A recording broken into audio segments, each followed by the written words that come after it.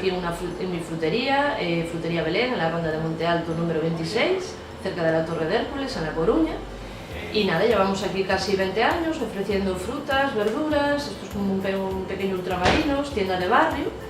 Y nada, hace unos meses pues la gente me reclamaba huevos caseros, como los que nos daban de pequeños nuestros abuelos, y nada, por internet pues encontré Pazo de Vilane, que son unos huevos fantásticos, amarillitos, que hacen unas tortillas preciosas, y que es lo más parecido a lo casero que se puede encontrar en el mercado.